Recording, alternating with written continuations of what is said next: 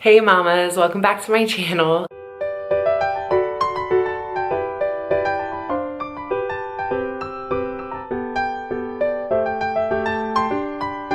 If you're new here, my name is Kate Santana. I'm a wife and a mom of 2.5-year-old Olivia Joy and 3-month-old Eden Elizabeth, who will be joining me for this video all about what to do for your 3 or 4-month-old when it comes to Montessori philosophy.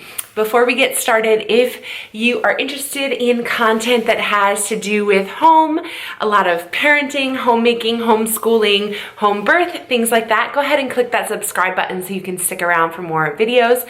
And I just want to give a really quick disclaimer that today's video is not about product recommendations. I'm not going to be linking a bunch of Montessori toys. So if you're looking for that type of video, you could probably check that out somewhere else. But I'm going to be talking to you about philosophy and ways that you can interact with your child, structure their environment, and just I'm going to be giving you principles that you can use with your child during the 3 to 4 month stage, which is a really awesome time. Like Eden just laughed for the first time yesterday, but it's also a really tough time because they're going through so much developmentally. And so this will really help you make the most of these months where baby is just doing so much growing and learning. Principle number 1 is that we want our child to be free to move and have freedom of movement as much as humanly possible. One of the only times that Maria Montessori would say it's okay to buckle your child into something is if safety is at play. So like a car seat, or they have to be in a stroller. Other than that, she really believes that they should be free to move. They shouldn't be buckled into anything. There should be a lot of floor time happening. No containers, definitely no like seats that you're forcing them to sit in before they're able to sit. No saucers or activity centers. The activity center is the floor when it comes to Montessori. Along with that, you really want their clothes to be super comfortable and not limiting. You're definitely looking for comfort over fashion. You know, it's great if you can find something that fits the bill for both, but you want, let me see if I can show you Eden's clothes here. You want loose, comfortable clothing. Baby can move all of her limbs. And if she tries to roll, the clothes aren't going to prevent her from doing so in any way. Along with that comes no swaddling and no mittens for baby's hands. In fact, it is incredibly important, as she puts her hand in her mouth, that baby has access to her hands at all times.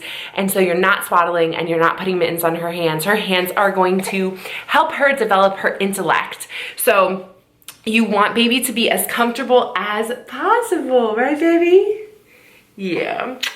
She's a little cranky because she got up earlier than she should have from her nap. But principle number 2 is that you want to observe what your child is currently trying to master. This is going to be different for every child, but around this age, it could be they want to swat at things, they want to grab things and bring them to their mouth, they want to kick things, they want to roll over, they want to try to scoot when they're on their belly, practice their neck control, and along with that, their eyes following mama across the room, right? Or keeping their eye contact on something. So you can think about what toys would be helpful based on what your child is trying to master at the time. A lot of toys, and I'm going to show you a few. Oh, what do you want to say? A lot of toys can be used for everything, to be honest. Again, we don't have all Montessori toys, which is why this isn't a Montessori toy video, because we are Montessori-ish, not all the way. So let me show you. This will probably make her happy, hopefully. So we have this rainbow ball.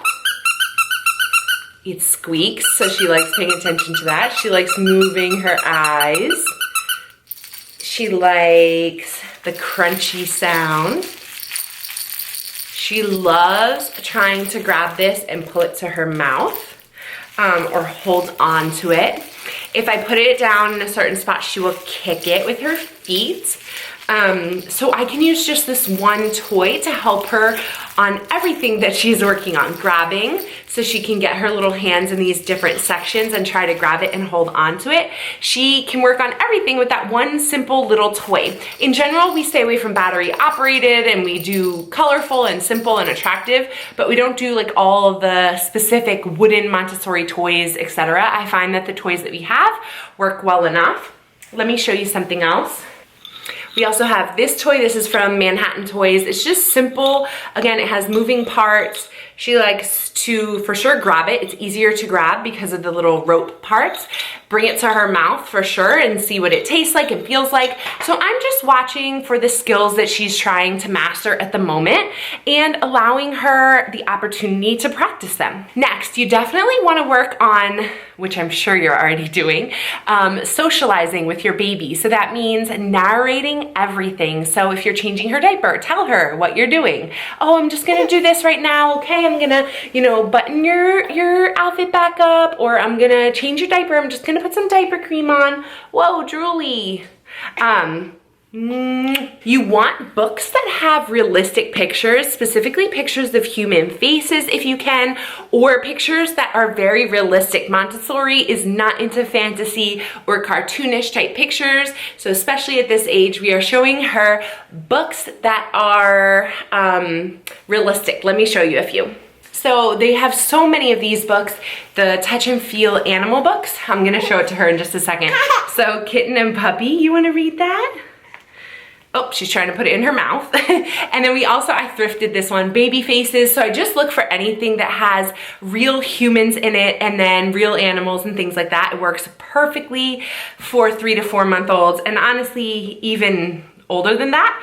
She's you saw how cranky she's been. She's super happy just looking at this in my lap, and she is trying to lick it. So she definitely sees bright colors, she sees animals, and she is into it. This is actually Olivia's book, and she was really into it as well. She loves to talk already. She knows that when we read books, we talk. And it's funny that as soon as I open books for her, she starts to talk. You also want to have conversations with baby, so back and forth.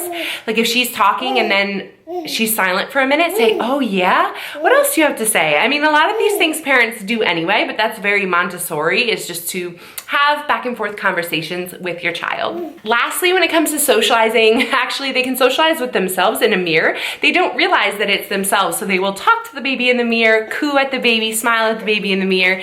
And so mirrors are great at this age. As far as the baby's environment goes, you want it to be attractive and not cluttered as much as possible. You do not want it to be overly stimulating for them, and you want it to be pleasing to the eye. So not too much out at once. A few toys, again, is enough. You don't want to have this cluttered toy room, which I had with Olivia. I'll try to insert a picture of how cluttered I had her playroom. It was not good at all. Eden will actually now cry if she's overstimulated because she's just not used to being overstimulated. And so if we go to like a party, as soon as we get there, she's kind of like, what is happening? What is all this noise and whatever? I mean, we're still exposing her to those types of atmospheres because it's important for life. However, the home atmosphere is very like low stimulation for her, so that she's not like feeling like, what is happening here? There's too much to look at, there's too much noise. We try to keep it pretty calm for her for the most part. What do you want to say? What do you want to say? What do you want to say? She doesn't know what she wants. Things that I don't do that come to Montessori, when it comes to Montessori, but that you can do are mobiles. And again, I told you some of the wooden toys I just haven't gotten. And then also a floor bed. We do not do a floor bed, we do a crib. So you could also look into those things for your 3 and 4 month old. But that is how we do Montessori. It's really simple. To be honest, I did most of this stuff with Olivia and I had no idea what Montessori was. So really the only thing that, again, I wasn't great at was her environment. We are gonna go give this cranky baby a house tour, which is also very Montessori. So essentially, I'm just gonna hold her facing out like this, and I'm gonna walk her around, and I'm going to point out certain things to her, like this is a window, this is outside, this is the kitchen, and I am just going to give her a tour of our house. I used to do this with Olivia all the time because she was so cranky, just like Eden is right now. She's in her leap. So we are gonna take a tour of the house. I hope you guys are doing well. I hope that this was helpful of just a few principles that you can implement at home when it comes to Montessori. Again, don't forget to click that subscribe, like button, and go ahead and give us a comment too. Say bye, Eden. All right, guys, we will see you next time. Have a good day. Bye.